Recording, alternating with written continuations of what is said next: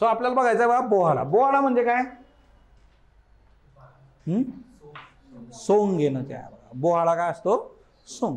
आता आपण लोकसाहित्य पण बघणार आहे बघा. लोकसाहित्यामध्ये आपल्याला बऱ्याच गोष्टी, किंवा आता दशावतार मूवी येतोय बघा, है ना, मुखवटे जे असतात, है ना, चेहरे के पीछे का चेहरा, मुळात जे आहे की बोहाडा जे आहे सोंग घेणं. आता गावगाड्यातल्या वेगवेगळ्या प्रथा परंपरा आहेत बघा, रूढी परंपरा आहे. जसं हिच्यात दसऱ्याचा रेडा पण आहे. मग गावगाड्यामध्ये ज्या काही परंपरा आहेत त्याचं पालन गावगाडा करत राहतो आणि ते एकदम काळ्या दगडावरची रेष असते बघा. आता हिच्यामध्ये दामू आहे. दलित साहित्य आपण बघतोय, जातीने महार असलेला दामू जो आहे तो गावाला म्हणतो की मी सोंग जे आहे ते नरसिंहाचं सोंग घेणार आहे आणि मला ते सोंग द्यावं. आणि हे जेव्हा गावगाडा ऐकतो त्यावेळेस अख्ख्या गावाला जी आहे ती भोवळ येते की याला कसं द्यायचं, कारण तुम्हाला सोंग मिळू शकत नाही. का? तर जाती व्यवस्था आहे, तुम्हाला तो स्कोप नाही मिळणार. मला दामूला तुमच्या गावच्या महाराला सॉंग पाहिजे आणि ते बी नरसिंहाचंच. याला म्हणतात नाट्य. पहिल्याच वाक्यात दणका दिला बाबूराव वागुलांनी की मला गावच्या महाराला सॉंग पाहिजे. बघा शब्द काय आहे? सोंग. इथं काय आहे? सॉंग. बोली भाषा जी आहे बघा, नरसिंहाचंच पाहिजे. ते क्लिअर केलं त्यांनी. नाही तर तुम्ही मला म्हणणार की मागं जे आहे तू भरा, है ना. हां, तसं नाही. अलीबाबा 40 चोरमध्ये मी 40व्या चोराचं काम केलं. मग तुम्ही दिसला नाही. अरे मी मडक्यात होतो ना, मी काय दिसणार तुम्हाला? खरंच तेल टाकलं होतं का गरम? मग काय म्हटलं? साष्टांग नमस्कारमध्ये बघणार आपण. ओके, साष्टांग नमस्कारमध्ये आता इथं जे आहे की दामूच्या घोषणेनं उभ्या गावाला भोवळ आली. भोवळ येणे, चक्कर येणे जे आहे ते. गावाची शांतता विंचू चावल्यासारखी गळबळा लोडू लागली बघा. लाल भडक मारुतीची अगडबंब मूर्ती रुद्र भयंकर दिसू लागली. आता गावगाडा म्हटल्यानंतर मारुतीचं मंदिर आलंच, है ना. लग्नाच्या पहिले नवरदेवाला घेऊन जातात ना तिकडं. सो गावगाडा म्हटल्यानंतर मारुतीचं मंदिर आहे. ते काळोखाच्या कैदीमध्येही होतं, ते इथं आहे बघा. ग्लासची बत्ती चिडचिप झाली. चावडी पुढणी चावडीत शब्दांची कोंबड झुंबड होऊ लागली. कोंबड झुंबड जोड शब्दांचा वापर. भगवान देशमुखाचे लोमते गाल थरथरू लागले बघा. अशी कशी मागणी केलेली आहे. इथं प्रॉब्लेम कुणी केली असती तर चाललं असतं, पण गावचा महार हे मागतोय म्हटल्यानंतर आम्ही देणार नाही.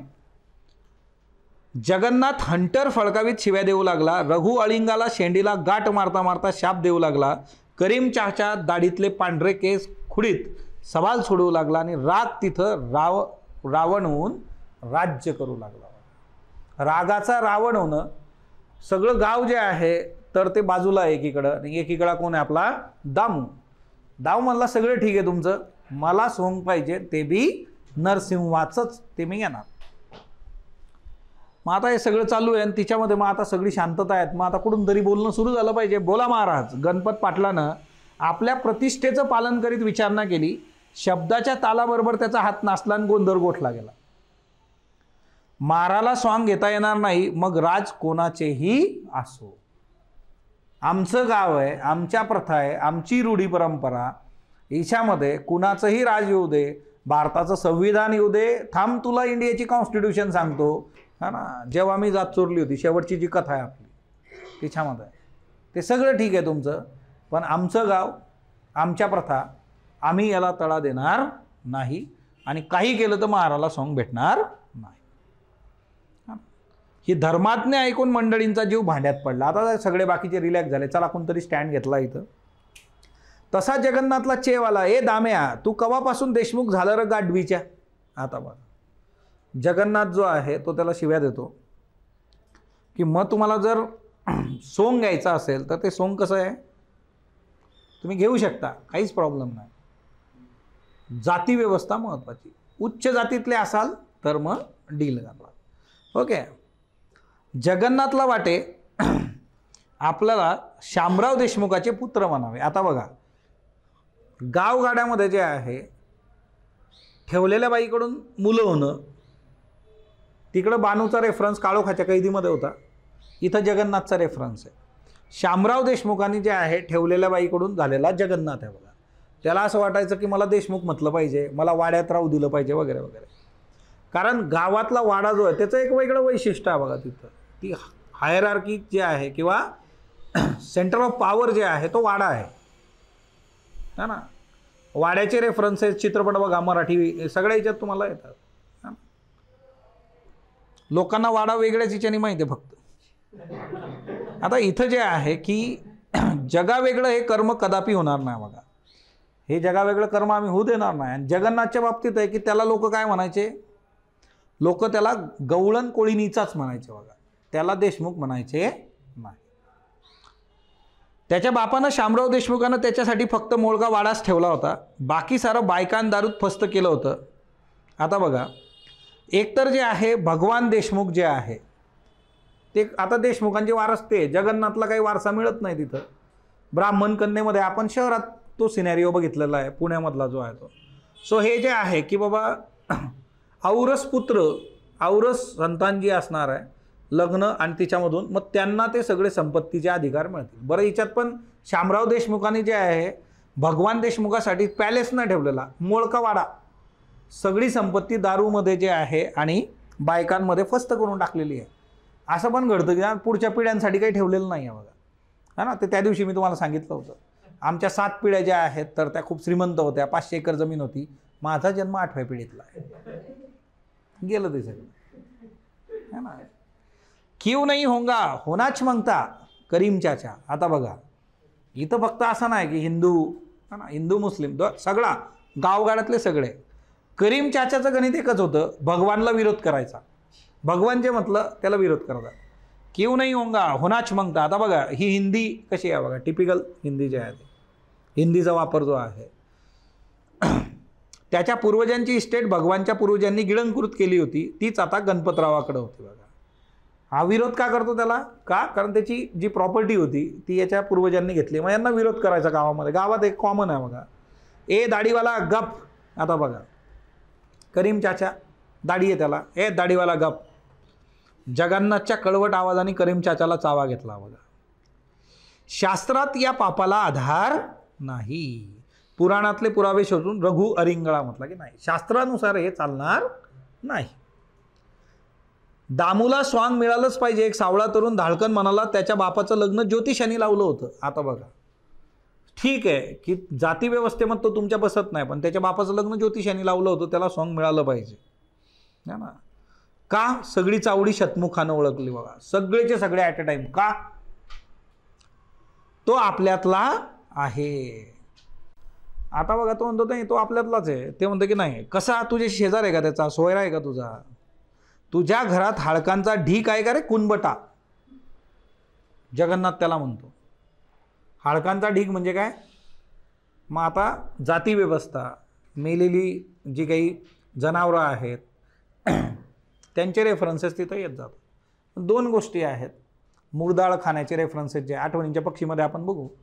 सो मंडळी, दाम्याचं ऐकून घ्या, ओके. गणपतरावला तर राग आला होता, ते कुणबी होते बघा, कारण हे वरती कुणबटा म्हटलं वरती. म्हणजे शेवटी कसं आहे की मेल्यावर ही जी जात नाही ती जात आहे आपल्या इथं, आणि त्या जातीबद्दल मग कुणाच्याही जातीबद्दल कुणी काही म्हटलं तर ते कोणाला आवडत नाही. आणि तो रेफरन्स काय ऐकून घ्यावं, हे सोंग, हा उद्धटपणा, ही मगरुरी, हा अधर्म नाही मंडळी, असं कदापि होणार नाही. भगवान मांडीवरला तळपाय चोळायला लागला, त्याचे ढेरेपोट त्याच्या मांडीवर ठेवून दिल्यासारखे दिसत होते बघा. भगवानचं पोट एवढं होतं की ते मांडीवर ठेवल्यासारखं दिसत होतं, ओके. शारीर संदर्भातून एखादं व्यक्तिमत्व उभं करण्याचे आहे. दादा तुम्हाला हे समजलंच नाही, भगवान बोलल्यावर जगन्नाथ त्याला खोडून टाकण्यासाठी बोलत असेल बघा. आता कसं होतं ना, जगन्नाथला वाटतं की मला देशमुख म्हटलं पाहिजे, सो तो रेफरन्स देतो दादा. माकडाच्या हाती कोलीत देण्याच्या उद्देशाने गणपतराव धूर्तपणे म्हणाले, तू शांत हो जगन्नाथ. आता म्हणलं की तू शांत हो, मला नरसिंहाचं सॉंग पाहिजे रावसाहेब, है ना. आता सगळं ठीक आहे, पुढचा प्रश्न जो आहे ते नाट्य आहे, सगळं ठीक आहे, पण तू सुजवशील कुठं. तू जातीने महार आहेस आणि महाराणी मंदिरात येणं अपेक्षित नाही आहे, मग तुला दिलं जरी तर तू सजवशील कुठं, महारवाड्यात, आणि कोण बघायला येईल मग तिथं. मग दामू म्हणतो देवळात. कुठं सजवणार, देवळात. हे नाट्य आहे, हे जे आहे ना हे नाट्य आहे बघा. दिलं तुला, कुठं सजवशील, देवळात. तुम्ही कुठं सजवता? मी पण तिथंच सजवणार, देवळात. कोणाच्या? आता बघा, अरे अख्ख्या गावाचं देऊळ हेच आहे की, इथंच येणार मी. लक्षा पुजाराच्या अंगाची लाई झाली बघा. लक्षा पुजारी जो आहे देवळाचा, करीम चाच्यातील प्रामाणिक माणूस कंठ फोडून ओरडला, ये कभी नहीं होगा, ऐसा सत्यानाश होने को दूंगा नाही. आता बघा, करीम चाचा जो आहे त्याचा एक रेफरन्स इकडं पण आला आपल्याला आधी. फक्त भगवानला विरोध करायचा म्हणून करीम चाचा काय म्हणतो? क्यों नहीं होना, होनाच मांगता. आता ते म्हणतो ऐसा सत्यानाश मैं होने को नहीं दूंगा. आता बघा, गावगाड्यातल्या ज्या प्रथा परंपरा आहेत तिच्यामध्ये असं नाही की मंदिर आणि मशीद जे आहे ते 1963 मधला सिनेरिओ आहे. ओके. रामकुंडाची आठवण ठेवा मंडळी, रामकुंडाची. भगवानने किंचडून आरोळी दिली. हा महारडा गावाची राख रांगोळी करू पाहतोय, पण मी असं होऊ देणार नाही.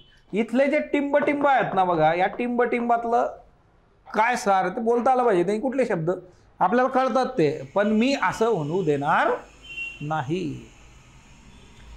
जगू मागसर, हा ना, जगन्नाथ जे आहे बघा, मागसर बाबा चिंत्या कोळी ओरडला. आता बघा, जगन्नाथचा आजोबा म्हणजे आईचे वडील चिंत्या कोळी, मागसर बाबा, ए थेरड्या कोळ्या गप बसत जा. आता बा, याला असं वाटतं मला देशमुख म्हटलं पाहिजे. लोक त्याला जे आहे कोळीनीचाच म्हणायचे बघा, आणि ते त्याच्या आईचे वडील आहेत, पण तो म्हणतो की नाही, त्याला आवडत नाही ते की या म्हाताऱ्यानं माझ्याशी रिलेशन मेंटेन करणं किंवा बोलणं. आणि मग जो तो त्याच्याच आजोबाला म्हणतोय कोळ्या. मग तू कोण आहेस? लोकांचा हा कन्सर्न आहे तिथं. तू कोळीनीचाच आहे की? तुला वाटतं तू देशमुख आहे, तसं नाही आहे. ब्राह्मण कन्येमध्ये आपण काय बघितलेलं आहे ना, त्यांना वाटतं की अरे तुम्ही समजा स्वतःला, आम्ही तर लाख समजू, लोकांनी समजलं पाहिजे ना, हा कन्सर्न आहे तिथं. सगळी चावडी उपासना असली बघा तिथं. दात दाखवू नका माकडासारखे, दात पाडीन एकेकाचे. संतापला ना, मला असता का तुमचे दात पाडतो एकेकाचे. मंडळी, जरा मंडळी शांत केली बघा. आता बघा, आता हिच्यामध्ये दामू 40शीला नाकावर दाबून पाटील म्हणाले. पाटील काय म्हणतात? तुला स्वांग घ्यायला मिळेल, सोन्याच्या अंगठ्यांनी अलंकृत झालेली बोटं नाचून ते म्हणाले. बघा, पाटलाच्या हातात काय आहे? सोन्याच्या अंगठ्या आहेत बघा. म्हणजे काय? गावगाड्यामधल्या संसाधनांचं वितरण जे आहे ते कसं आहे, त्याच्या हातात अंगठ्या आहेत. ते वर्णन त्याच्यासाठी आहे. दामूकडं काय आहे ते पण आहे बघा. दामूकडं बायको, आई आणि नुकतीच व्यालेली म्हैस, बाकी त्याच्या खोपट्यात काय नाही दुसरं. तुला स्वांग घ्यायला मिळेल, पण 200 रुपये पडतील. 200 दे. हिशोब एकदम क्लिअर आहे. त्यांना माहिती आहे की याचे खायचे वांदे आहेत, हा 200 आणणार कुठून. मंडळी एकदम खुश झाली बघा. याला म्हणते डाव टाकलं. दामू आपला विचार करतो, घरी काय आपल्या बायको, आई आणि नुकतीच व्यालेली म्हैस. निर्धारपूर्वक तो हलक्या आवाजात म्हणाला, देतो. हे नाट्य आहे. तुम्हाला वाटलं का मी सोडणार आहे सस्त्यात? तुम्हाला देतो. चावडी परत पैशान. 200 नाहीच 300च वाढवा अजून पैसे. त्याला जेवढे देता येणार नाही. मग तो शांतपणे म्हणतो, किती देऊ रावसाहेब? रहू अरंगळा म्हणाला, याच्या पायी आपला नाश होणार. गावगाड्यातल्या रूढी आहे, काळोखाचे कैदी आहेत हे सगळे. ते पहिले यांना ते वाटतं की नाही असं होणार नाही.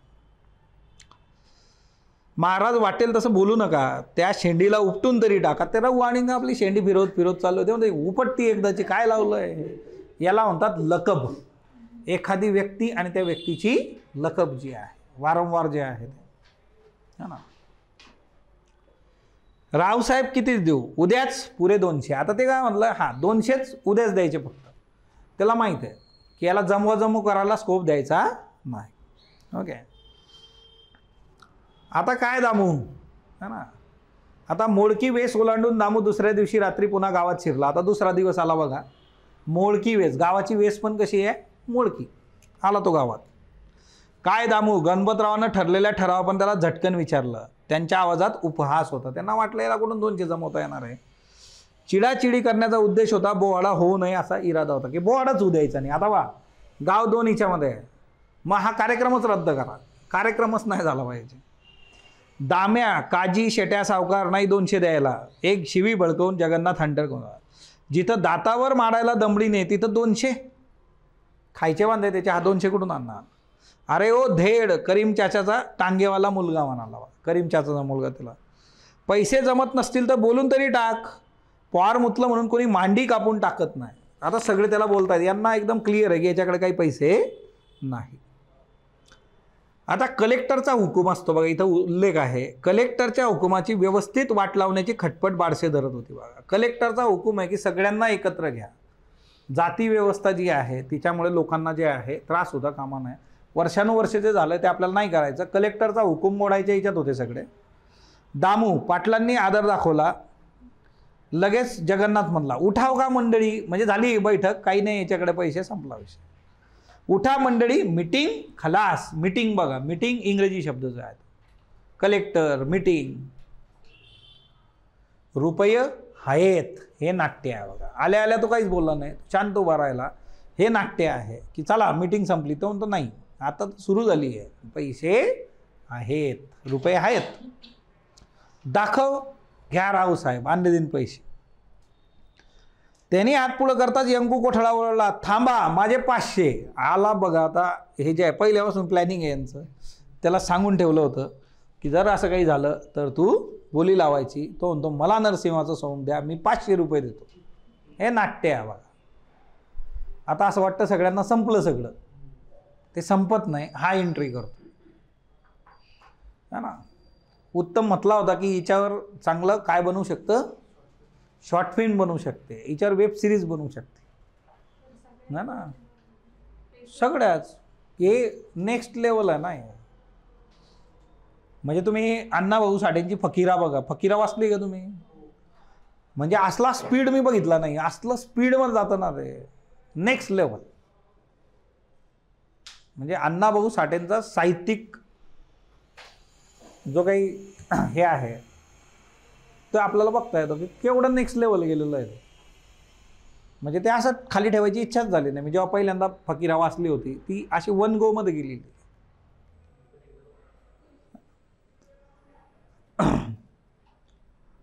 ओ 500 देता है उसकाच ले, करीम चाचा है ना, 200 नाही, ओ 500 दे रहा उसकाच लो. आता बघा, ओ 500 है ना, करीम चाचाची हिंदी जी आहे बघा, करीम चाचावाली हिंदी जी आहे, 500 उसकाच ले, त्याचेच घेतले पाहिजेत. भगवानने गर्जना केली, घरच्या लक्ष्मीचा पदर सोडू नका, त्याचेच घ्या, त्याचेच घ्या, 500 घ्या बाबा. दामू म्हणतो बोली काय झाली होती रावसाहेब? बोली गेली बैरोबाच्या आडात है ना, बोली गेली बैरोबाच्या आडात. काय नाही, बोली गेली काहीच नाही. बोली लाख हो, जो जास्त देईल त्यालाच सोंग मिळेल. जो जास्त देईल ना त्यालाच सोंग भेटणार बाबा. भगवानने पाय चोळीत मतप्रदर्शन केलंय. आता बघा, भगवानला पाय चोळायची लकब आहे तिथे. ऐसा नहीं पाटील, तुमको तुम्हारा वचन पालना पडेगा. करीम चाचाचा दीर्घ द्वेष आंधळेपणाने भगवानला विरोध करायला. बाबा करीम चाचा 2-2 मिनिटात पार्टी बदलतोय करीम चाचा. अभ्यास आता काय म्हणला, ओ 500 देताय उसकाच लेव. आता म्हणतो नाही नाही, तू शब्द दिलता. अरे आता गावामध्ये जे आहे की त्याचं एक गणित ठरलेलं आहे की याला विरोध करायचा. हा काही पण बोलला, याला विरोध करायचा. आम्ही आमचं वचन मोडणार नाही आणि आंधळेपणा पण दाखवणार नाही, पाटील धूर्तपणे म्हणला. इसको बोलताय बोल, धर्माचा अवतार.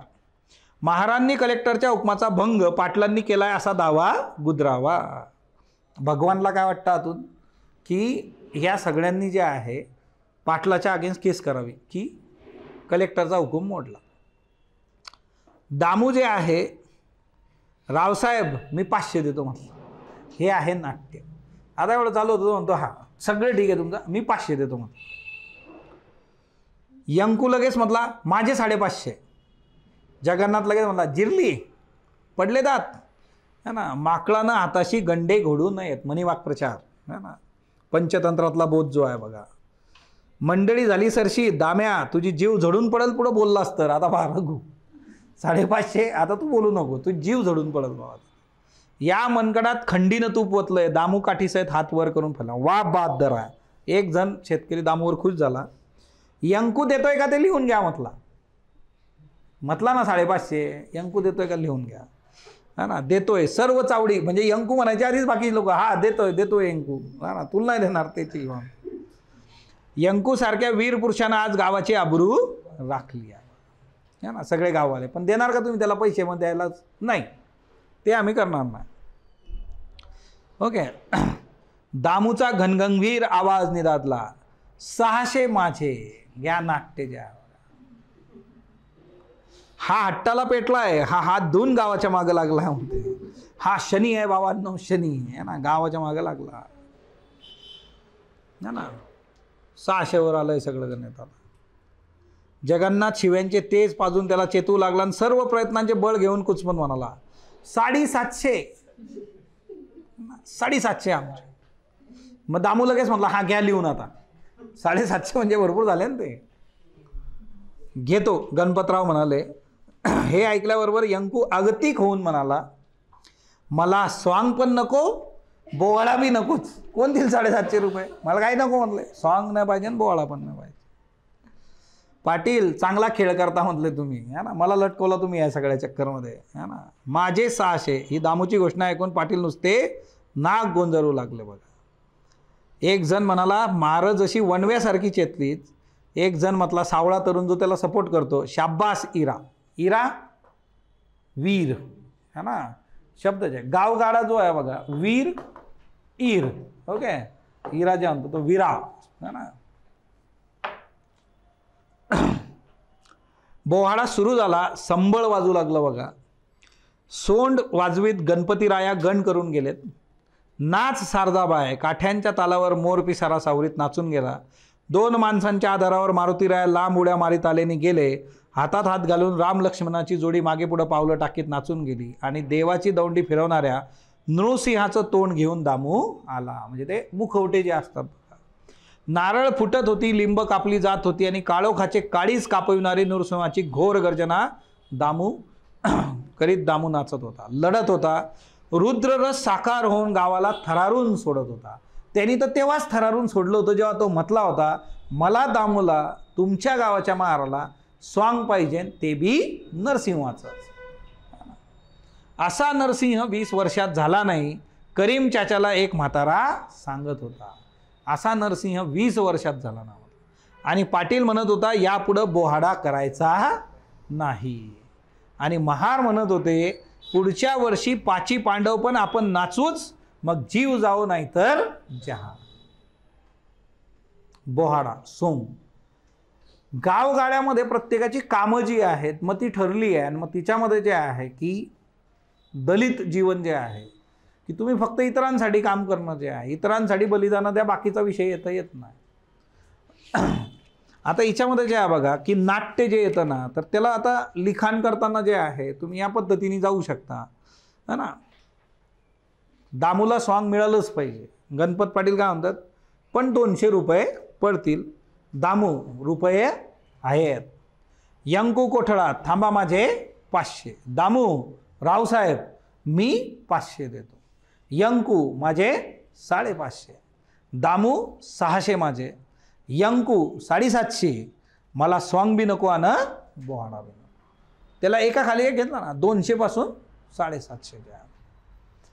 मुळात कसं आहे ना की गावगाड्यामधल्या ज्या प्रथा परंपरा आहे, दसऱ्याचा रेडा पण हिच्यामध्ये आहे की गावगाड्यामध्ये कशा पद्धतीने, म्हणजे जर वीरश्री आली तर ती गावातल्या उच्चवर्गीयांकडे जाणार आणि त्या वीरासाठी जे आहे इतर जातींनी जरी रक्त वेचलेलं असलं तर त्यांचं फक्त बलिदान जाणार, त्यांना मिळणार काहीच नाही. मग ते तिकडं परत जे आहे दसऱ्याच्या रेड्यामध्ये आपल्याला बघायला मिळतं. मुळात जे आहे ह्या ज्या कथा आहेत बघा, या कथा तुम्हाला जे आहे त्या पद्धतीने गोष्टी डील करून देतात.